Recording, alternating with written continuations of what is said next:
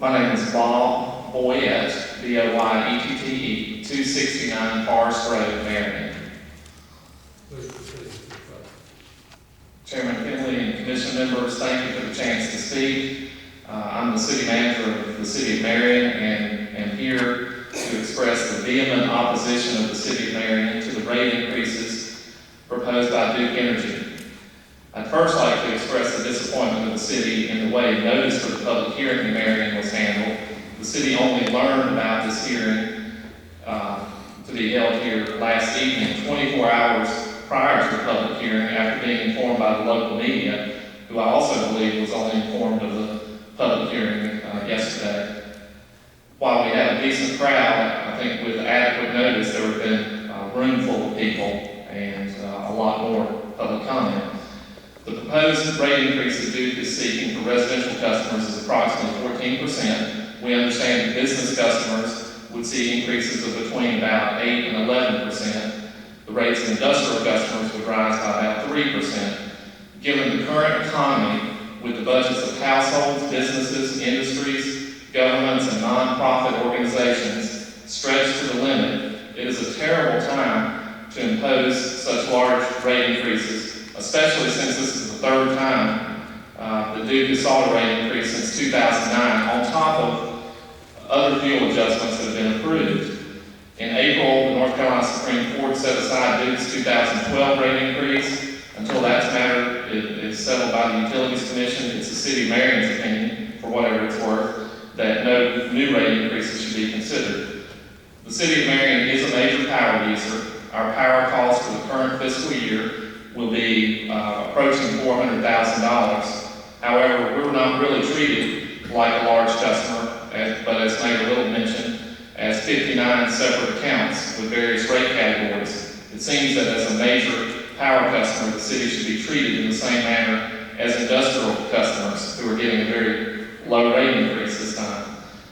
The proposed rate increase will cost the city of Marion about $40,000 per year, 1 penny on the tax rate, or you could look at it as one police officer, one firefighter, on top of other rate increases and fuel adjustments that Duke has imposed. The city of Marion simply can't absorb such rate increases, nor can our households, businesses, industries, and nonprofit organizations.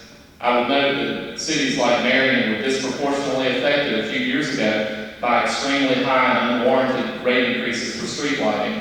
Given this rate increase, given that cities must pay a flat fee for lighting, whether the lights are burning or not, that Duke is typically slow with repairing burned out street lights and makes no effort to assist cities with finding burned out street lights, the lighting part of the proposed rate increase should be rejected outright. The city would request the rate increases for other classes of service be rejected as well, or reduced to the lowest possible increase necessary to avoid households, businesses, industries, governments, and nonprofit organizations from having to bear tremendously high and unbudgeted costs. These rate increases will simply be a burden on everyone and should not be imposed. Duke needs to tighten its belt and absorb costs like the city of Marion has had to do, and all households have had to do, instead of passing them on to customers. The request by Duke to seek a guaranteed minimum profit of 11.25% is just terrible and shouldn't simply not be allowed. Duke should be able to survive with a much lower profit margin and not be a drag on the budgets of households, businesses, industries, nonprofit organizations, and local governments. Approval of the requested rate increase, or any rate increase at all, will hinder efforts of our state and communities to recover from the worst economic downturn since the Great Depression. So we respectfully ask the Utilities Commission to reject this request by Duke Energy outright, or as a last resort, to reduce the rate increases to a much smaller amount. Thank you for the chance to speak. Let me ask you something about the communication problem with this hearing. How do you all normally find out about a hearing that's coming up? That's a good question. The last two rate increases, public hearings that have been held here, we found out about them earlier. I can't say exactly what the manner was, but we knew about them. This hit us, we knew that Duke was proposing the rate increase, that the filing had been done, but did not know that a hearing had been scheduled for Marion. Thank you. I would ask a question. You indicated that you have several different accounts. Do you realize that you got building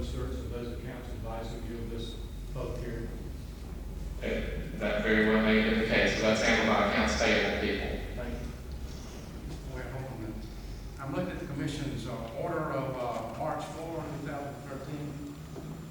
And order in paragraph 9 says that the company shall at its own expense publish in newspapers having general coverage in its service area the notice of hearing attached to Appendix A. And you have a lengthy notice here, once a week for 2 consecutive weeks, at least 45 days in advance of the first public hearing. Are you saying that no such notice was published here? No, sir, I'm saying that we were not aware. It may very well, and I'm sure the legal requirement was met, but it was not in a sufficient way to be noticed, for whatever it's worth. And I'm looking at paragraph 10 here. The company shall mail to each of its customers a copy of the notice of hearing no later than 45 days in advance of the first public hearing set herein. So if council payable got a notice of the public hearing, it wouldn't get to you as the city manager? It apparently did not, so maybe that's our own failing, but I would make note of it.